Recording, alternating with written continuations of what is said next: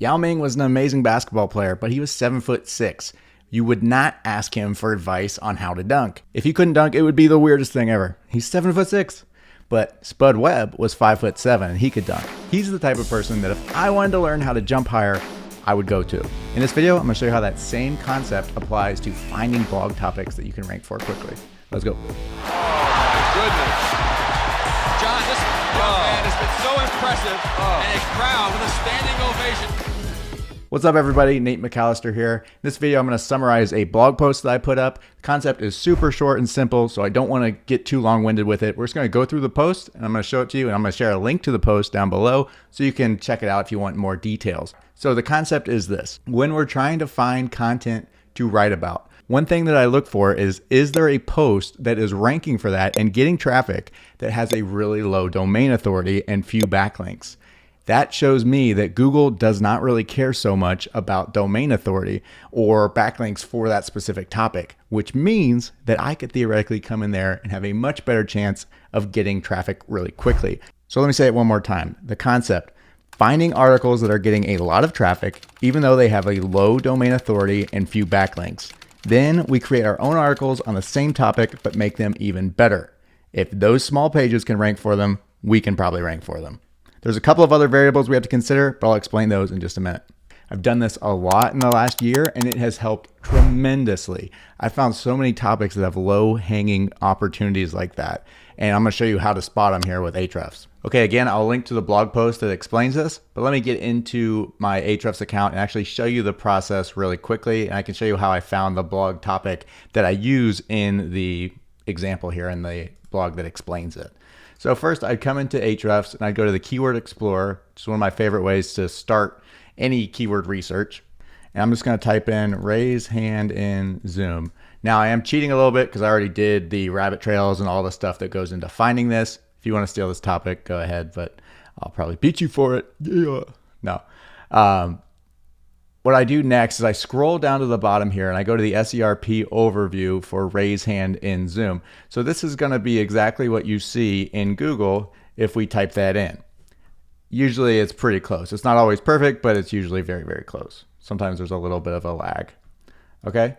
But that is what's showing up here. And what I'm looking for is any sort of outlier that stands out. So anything that has a low domain authority and few backlinks that's getting a lot of traffic. Right away, it stands out. This one from Picklei.com, how to raise your hand in Zoom, new guide. Let's check out the DR. It has a 14, which is crazy low. You could get that in a couple of months with a new site. Only 5 backlinks from 2 domains. And then it says it's getting 6,100 visits. Keep in mind, as usual, that is just for that keyword. So that entire article is actually getting 7.6 thousand organic visits. This is definitely their big keyword, but it's getting more than that. A lot of the times the traffic is a gross understatement because it's only one keyword and one blog post ranks for many keywords. So back to our dunking analogy, that article is our Spud Webb. We can learn a lot from that article and what they're doing right that Google is loving because they're very small. Like Spud Webb, who could dunk at 5'7". Now support.zoom.us, that's the Yao Ming. That's the Shaquille O'Neal. It's got 93 DR and the topic is perfectly relevant. They have amazing topical authority because they're Zoom. And then below them, you have Business Insider, and then all these other sites are relatively high DR. So this one's not a guarantee because it does look like this one's the outlier, but I feel really good about it, especially after looking in Surf for SEO. These other articles were not very well optimized.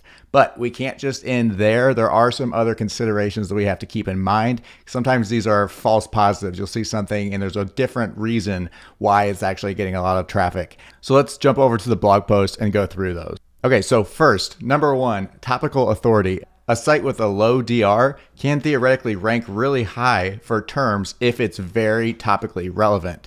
So topical authority means that they've created a lot of content around that single topic. For example, ESPN.com, super high domain authority, but they're not going to rank for tech stuff as easily. I don't know why they would ever even try, but they wouldn't.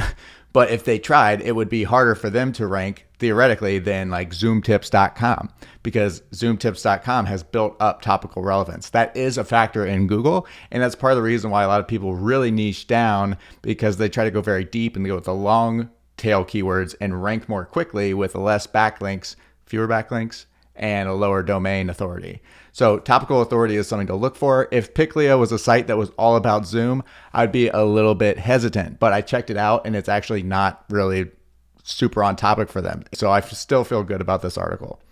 Next is on-page optimization.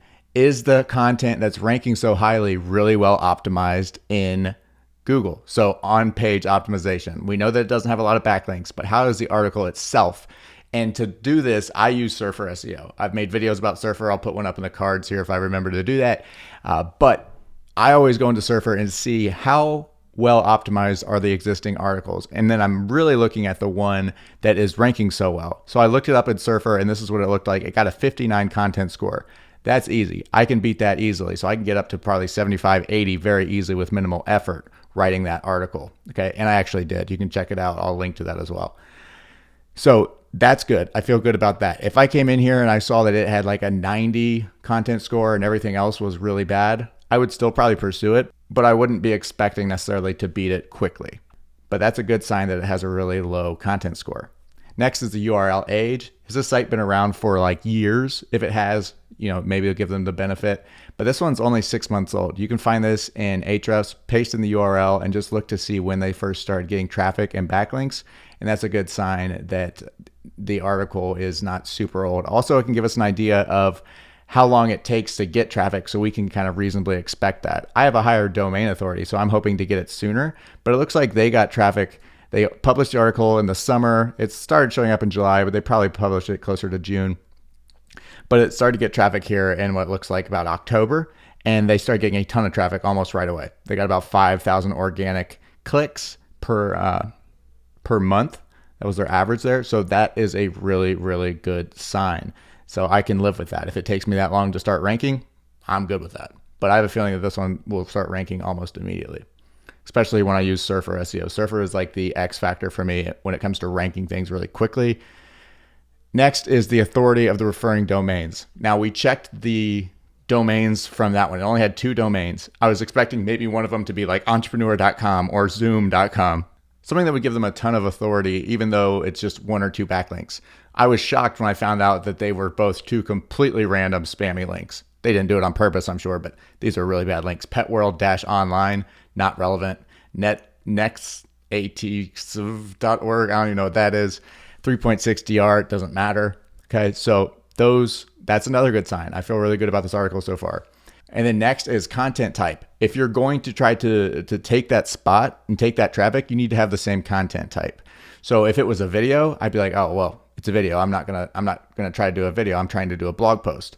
Or if it was just a featured snippet, that's not the same. A featured snippet's great and it's awesome to have and you can get traffic from it, but a featured snippet is not the same as ranking number 1 in Google necessarily. Also, those come and go really quickly, but if you're ranking like number 1 for a big keyword and then 2, 3, 3, 4, 1 for a bunch of related keywords on that same post, that's a good sign that that one's there to stay. And if I write that article, I can be there to stay too. I usually don't chase articles with this method because they have the featured snippet.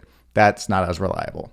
And then finally, social shares. Social signals do have a little bit of weight, not a ton, but they are factored in. So for example, if this article for some reason had 10,000 shares on Pinterest and 12,000 shares on Twitter, and that would be a sign that they do have a little bit of an advantage there and they're getting traffic. And then maybe it was a great article and Google was like, oh, people are spending a ton of time on this website.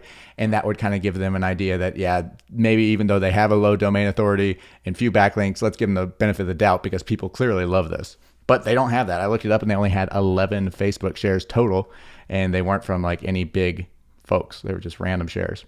And also, I made a little checklist here for you. Go to the website, check it out. Okay, guys, thank you again so much for watching. I really appreciate it. You guys are the best, especially those of you who watched all the way to the end of this video. You're awesome. Love you. Appreciate you. And I'll see you in the next video.